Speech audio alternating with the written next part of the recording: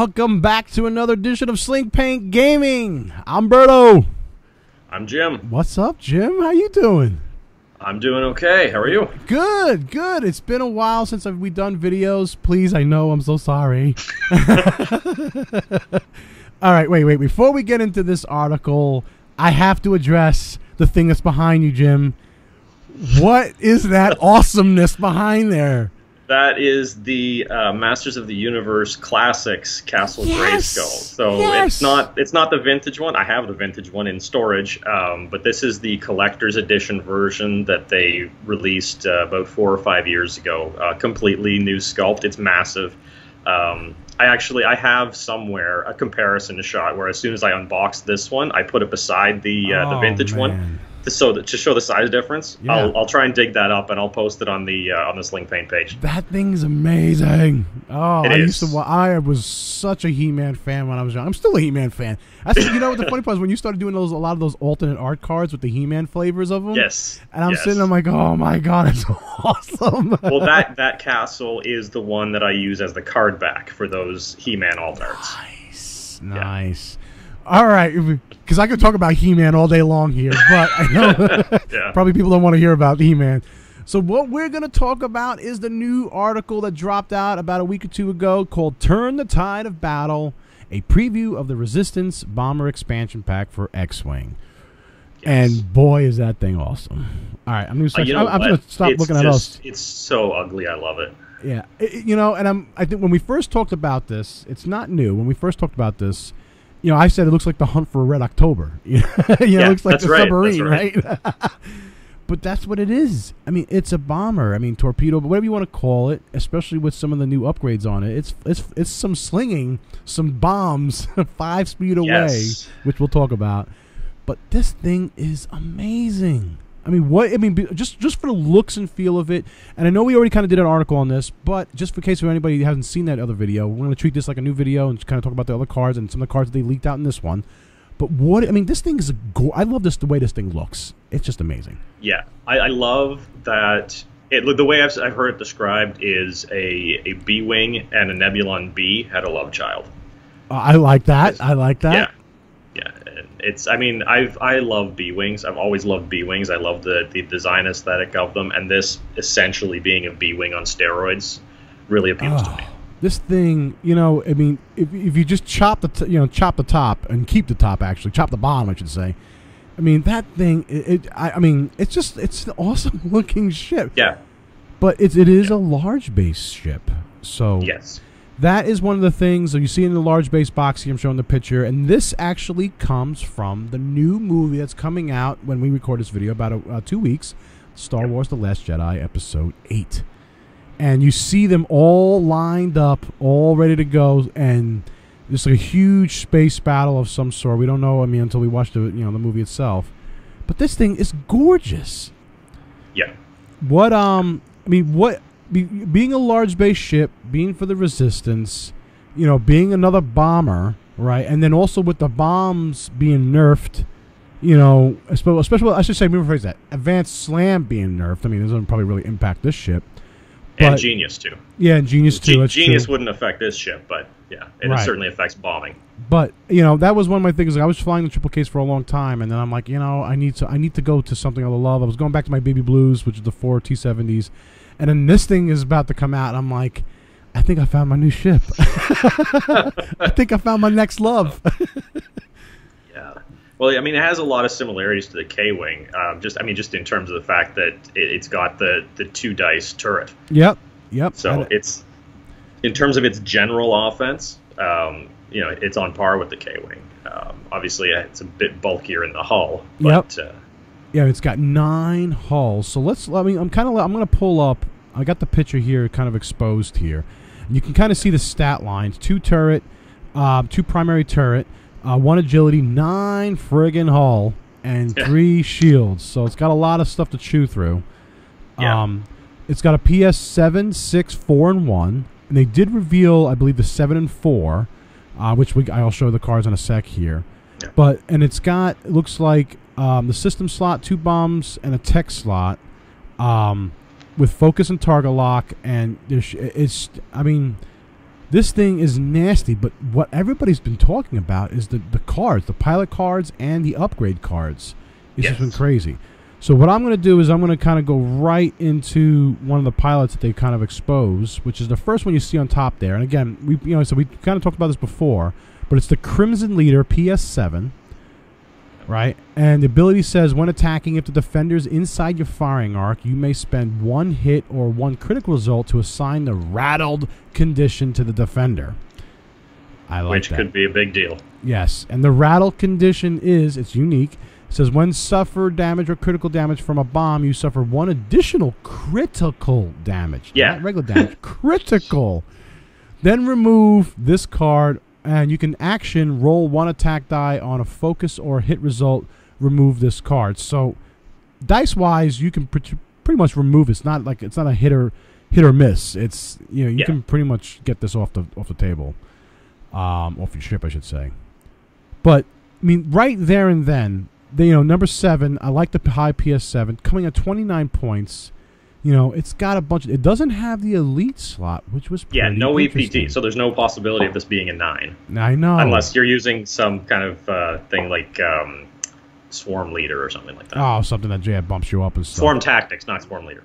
But but I still like it at a 7 because with the current meta, I mean, with everybody playing tournaments and stuff, if you guys do a lot of tournaments, it's everybody's flying 3s and 4s and 5s. I mean, they're all over the place right now with the meta, so you don't see a lot of aces. But a 7 in this meta is like almost an ace. You do see one occasional 1 and 9 here and there for Dengar or something like that, but nothing else. I mean, it's really hard to find anybody else flying any top high PS. But I love the Crimson Leader. I love the way it looks. You definitely know people are going to be painting this ship. They're going to be painting this ship like crazy. I can just imagine the paint schemes because there's that whole. It's like the B-wing. You know how the B-wing has that whole side going down, and people paint like the World War II style pinups. There's a lot of canvas here. Exactly. I think you're going to see a lot of that. Yeah. The first thing that I thought of when I saw Crimson Leader is when the rattled thing is flying Crimson Leader in a list that also has Sabine, because they're taking an additional damage through rattled, an additional crit through rattled, and then Sabine can be like, oh, also screw you. Right. That could be a brutal combination. I mean, right there, they're already taking a hit from the bomb, or 2 hits, depending on how many dice they're rolling for whatever bomb they're rolling. And you're automatically getting another crit from rattled, and then you're automatically not automatically, but you're being assigned another damage from Sabine. Wait, so I'm looking at when you suffer damage or critical damage from rattled bomb. So is the timing the same? Because that was one question I saw everybody was talking about. Well, when Sabine is when you remove a bomb token, and you remove the bomb token after the damage has been dealt. You not? Right. So with rattled, you're dealing damage from the bomb. With rattled, you're dealing an extra crit, and then you're removing the bomb token, so you're triggering Sabine. But when attacking the defenders inside your firing, you may spend 1 to assign the rattled. I assign the rattle when you suffer a damage or critical from a bomb. That's the only thing I was questioning about, because that was my biggest thing. Is because I can see both sides. Because let's say if I get the bomb from Crimson Leader's ability, it does. Well, no, it's not. It doesn't have to be Crimson Leader's bomb. It's if you have the rattled condition, any bomb damage, you get an additional crit.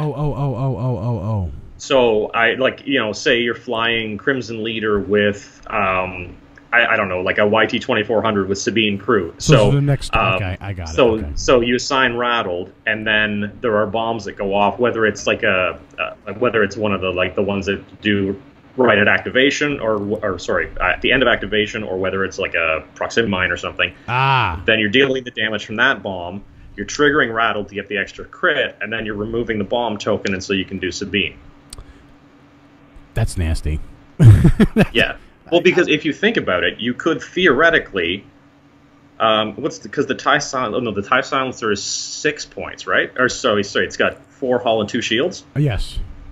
So with a proximity mine, you could theoretically one shot with a bomb. Yeah, like if he rolls 3 crits or like 2 hits and a crit with with the proximity mine, you give them an extra crit. That's 4. If that crit happens to be a direct hit, and then Sabine gives them the extra damage, you could literally one-shot a TIE silencer with a proximity mine. Oh my goodness, people don't like that. Every time I walk up my K-Wings, everybody's like, really? I'm like, yes, I'm that guy. Yeah. Oh, man, see, this is why more and more I like it. And, you know, after the Houndstooth I used to play for a while, I wanted a large base ship. And I love my Ghosts. I love large base ships. This might be my new love, I'm telling you. All right. So let's go right to the next which card they showed, which was the PS4. Crimson Specialist.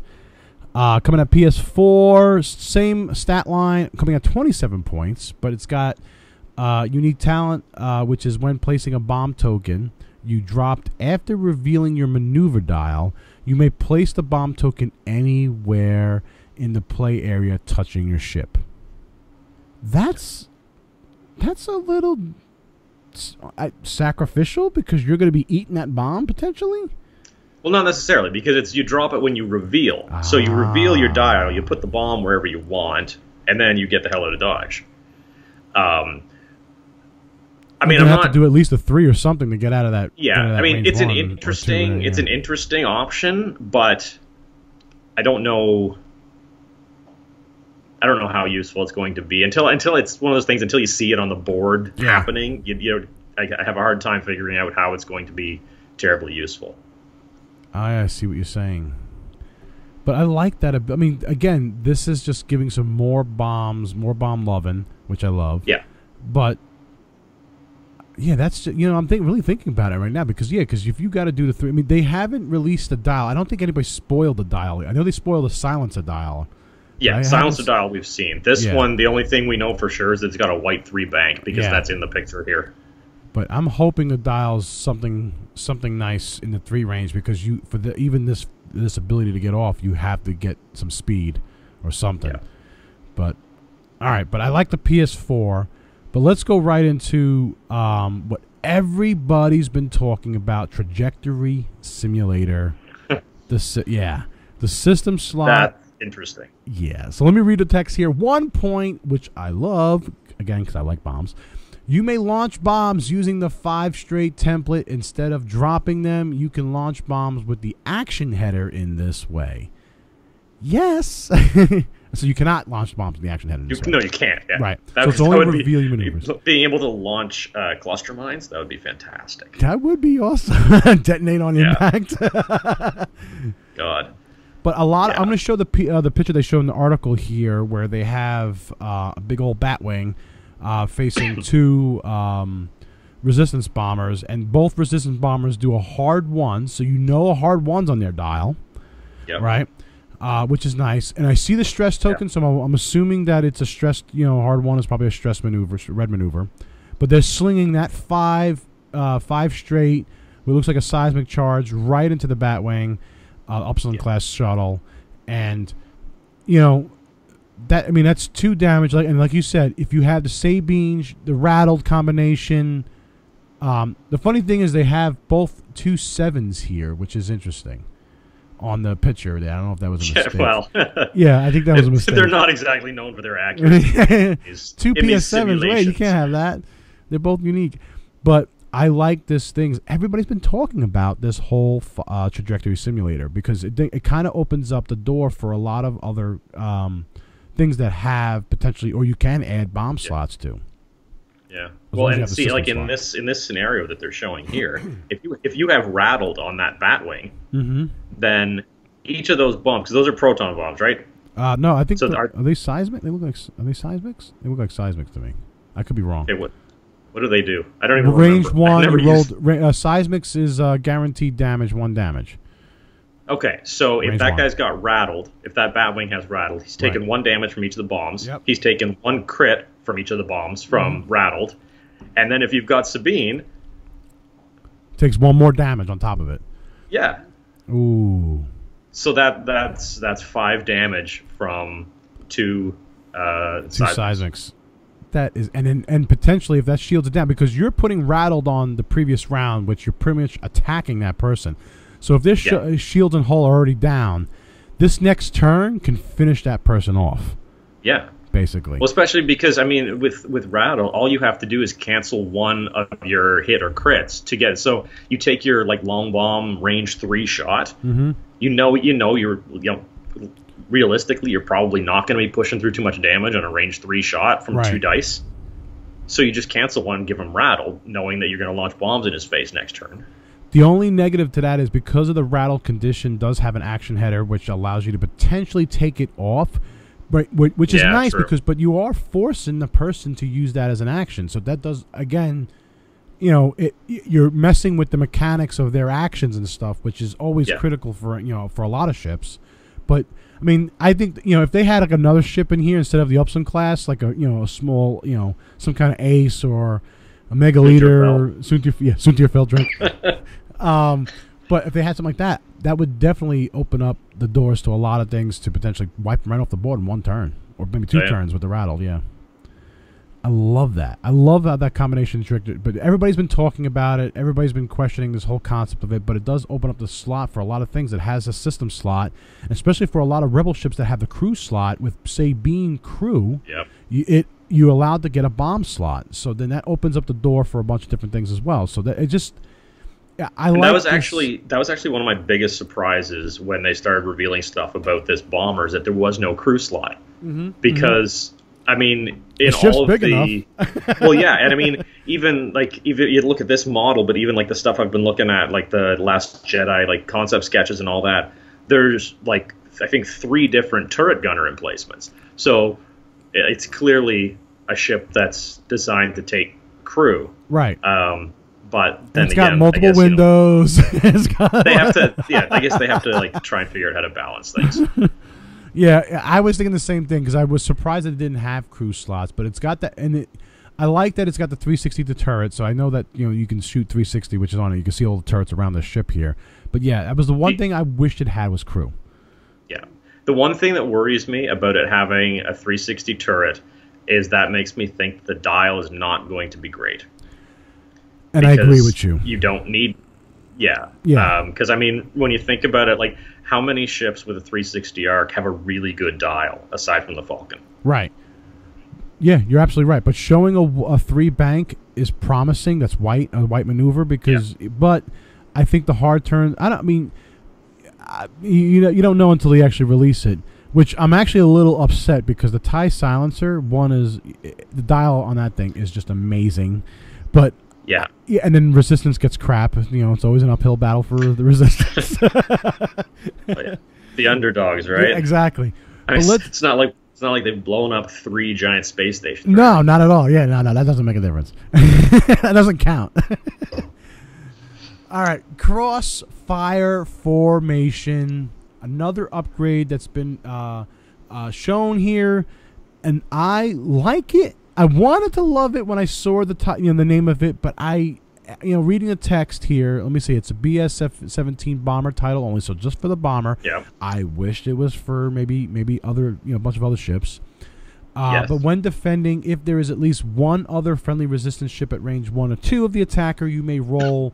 You may add 1 focus result to your roll at 2 points. I don't know. I don't know how to interpret this yet, because in terms of pure resistance ships, there's only this in the T-70. Technically, I'm so glad you pointed that out. Like, okay, but then the question is, okay, well, so if Rey is flying the Falcon, do we consider that a resistance ship? Right. And what if you're flying the old version of Chewbacca, the I don't care about crits Chewbacca? He's technically not resistance at that point. Right. He's Rebel Alliance. So I'm so glad you pointed that out. If old Chewie is in the Falcon, what the hell? Somebody wanted to put that, the word resistance because of the Rebel resistance, but there's going to be an FAQ because I agree with you, because technically when they say resistance, if anybody follows Star Wars and loves Star Wars and plays this game, there's only a limited amount of ships that are technically resistance fighters. Yeah. But I'm assuming they meant every ship. It's just they need to clarify that big time, because This card will be useless for 2 points. Well, yeah, so basically, you know what? Use this card if all you're flying is these bombers. True. Other than that, just leave it alone until they explain it. Or potentially A-Wings, because you hear the A-Wings might be in Last Jedi, so then technically that might be a Resistance ship. But not Tycho, because Tycho was... When are we going to get those? Yeah, no comment. Yeah, exactly. So let me pull up the picture here that they show here with the Crossfire formation, showing looks like Poe Dameron there. I think it's Poe Dameron. I don't know. The picture looks like it says PS1. No, PS3. I think it says PS3. I think it's Jess Pava. Oh, so Jess in the black in the Poe's ship there. She hijacked it. It's funny, and in the caption under here, it actually says it's Poe Dameron, but it says PS3. Right, it does say 3, right? I'm looking at that, right? Yeah. Unless I've gone more blind than usual. Yeah, because it looks like Jess. Well, Jess stole Poe's ship. Yep. Pretending to be Poe. I did. But the Crossfire formation happens here. Now, I like this and I don't like this because I understand they want to be theatrical in a way, because you see in that one scene in The Last Jedi that's been leaked out within not leaked, but mostly shown in the trailers, that you see a bunch of these Resistance bombers together, doing the same thing, trying to do what they do best and bomb the shit and send a whole lot of love into the Imperial Way there, or First Order Way. But I wish this card was more, because this, I've been talking about formations. I think there should be some kind of, I know there's squad leader and squad tactics, but this to me is like, I wish this card was for everything and not just for the bombers. Yeah. There needs to be, in my opinion, especially now that there's harpoon missiles, which are specifically designed to kill squad flying and formation flying. Right. There needs to be something that rewards formation flying as well. Good formation flying. Obviously, if me, who flies into myself all the time, doesn't matter. But there needs to be something that can give bonuses to other ships for formation flying, in my opinion. I agree. I think and I wish there was something like that. When I first saw this, I saw the title, I'm like, oh man, they're gonna make it just for this ship. But it does help out. But actually, if I want to fly a couple of these bad boys together, which I may, just for loving. You may. I will. We change it to I will. Yeah. I definitely see this card being added to my to the list here. All right, so Crossfire formation. The next card that they talked about, you see targeting synchronizer. It's not new. We've already seen this already with the Upsilon class shuttle, so I'm not going to kind of go into this card. But it does add some different tactics to the game here, especially with these ships that's coming up. But you do see advanced optics. Now, this is actually a TIE silencer upgrade, but it does come with the bomber as well. And it's actually a tech upgrade for 2 points, and it says you cannot have more than one focus token during the end phase. I'm sorry, more than one focus token during the end phase. Do not remove any unused focus tokens from the ship. So this is the evil twin of comm relay. Yes. Yeah, perfect. Yeah, that's exactly what I was just gonna say. 2 points. I can see, but I'm trying to understand, I can see this on, I think Poe, T-70's got a tech upgrade, so I think I can see this. Yeah, Poe Dameron, Poe Dameron. This is going to be great on Poe, because then you can throw vector thrusters on him, and if you theoretically always have a focus token, then you can just reposition with everything. Right. So I think definitely helps it out, Poe. Like you said, it's comm relay. You're definitely going to see some aces that are going to keep this because whatever the ability. But I think Poe's the only one with the focus token that he wants to keep, that focus token. Well, you can't spend it, but you just as long as you have it. The only other thing, again, we'll see people use these in ways that we couldn't even dream of. But the only other thing that comes to mind off the top of my head is if you've got someone in your squad who's got the Jyn Erso crew, so you can still spend your focus token, but then you have an additional one because they're assigning 2 or 3 to you. Okay. I mean, you keep your focus token just in case you didn't use it. So yeah, okay. Yeah, so that way, if you're assigned 3 tokens by Jyn Erso, then you've got 1 to spend on offense, 1 to spend on defense, and 1 to keep for next turn. Okay. Advanced optics, I like it. Yeah. I'm not loving it, but I like it. It's interesting. It's gonna open up some different avenues for Poe builds, I think. Yeah, you know the wizard list builders are gonna come out of there and they're gonna have some funky combination that's gonna bring. Because I see that card. I hate those people. I wish I was them.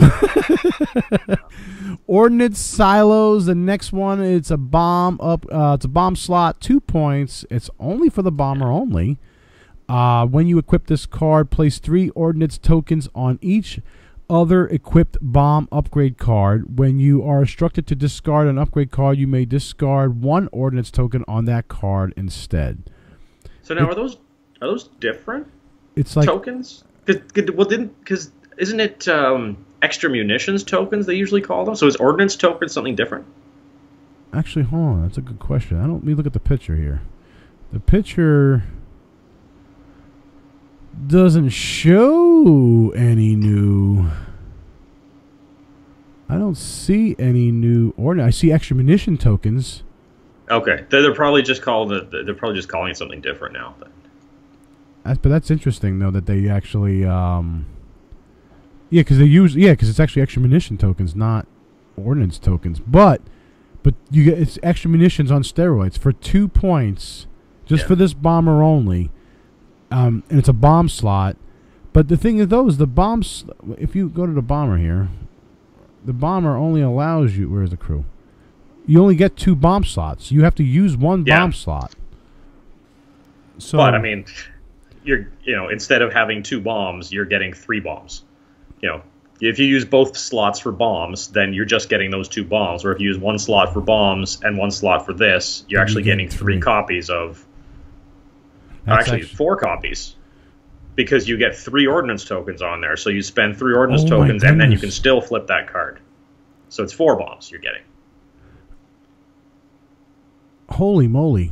And if you have Trajectory Simulator, and on top of, and I'm hoping this thing's got a stall. I'm hoping this thing has a stall of some. I'm hoping it's a white stall. I'm hoping it's a white stall maneuver. Yeah. Why not? Why white? Let's go green. Green, sure, why not? I'll take the white though. Green stall maneuver, where it just sits there and launches everything. Yep. That would be. And a green 5K as well. Oh my god. There we go. Oh, I'm dreaming. But I like this because for cost of 2 points, like you said, you're getting 3 extra ordinances. I mean, it pays for itself, this card, tremendously. But the only negative thing is, like, depending on the dial, depending on this, have your lists. If you have one of these ships in your list and you're working with some other aces and some other ships, I can see that going a long way. If you're going to be me, who, does stupid things and flies like 3 of these bad boys, load them up with bombs and just for the hell of it, it might not be. You might not get them all off at the same time. But we're actually probably the 2 worst people to have in this conversation, because I flew 5 quad jumpers at a store championship. Because you can. I see myself doing that. I see myself loading with ordnance silos, some sort of bombs, 3 of these ships, loading them all up and having some fun. I mean, the ordnance silos is interesting. I mean, it doesn't help you with the trajectory simulator. Simulator, is that what it's called? Trajectory simulator? Yep. Okay. But, if you think of like the more expensive bombs like cluster mines or Connor nets, then you spend 2 points and suddenly you have 4 of those. Yes. That's actually a really good value, points-wise. Oh, absolutely. I mean, you can't launch them that way, but, I mean, having 4 Connor nets to drop... Yes. I mean, theoretically, you could drop those on 4 successive turns and basically create a wall of Connor nets. Honor net, oh my, Connor net the crap out of people. Ionize the hell out of them. Nobody do that when I'm playing them, but it's theoretically possible. And it's not unique, which is nice, so you can have every bomber have this ordnance silos and just go to town, which is nice. The other, and it does come with Connor nets. When you do look at the spread here, it comes with 3 trajectory simulators, 1 ordnance silo, 1 cross formation, 1 target synchronizer, 2 Connor nets, 2 advanced, the new card. I always forget the names of the cards. Advanced optics, seismic charges, thermal detonators, and the new card, the last card which we haven't gone over yet, is the Deflective. Deflective plating. Deflective plating, yes. And it says it's also bomber only modification. When a friendly bomb detonates, you may choose not to suffer its effects. If you do, roll an attack die. On a crit result, discard this card. I like that. For 1 point? You know what? That actually helps with what we were saying earlier about that PS4 guy who can place the bomb anywhere against his base. Yeah.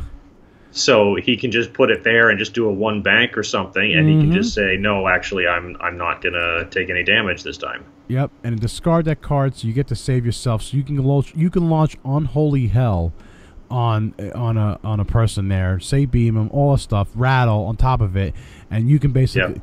You know, what I like about that is because a lot of players also know is like, you know, I know he's going to turn his ship because he doesn't want to eat that bomb, his own bomb. So he's going to turn this other way, so I'm going to position my ship to go here.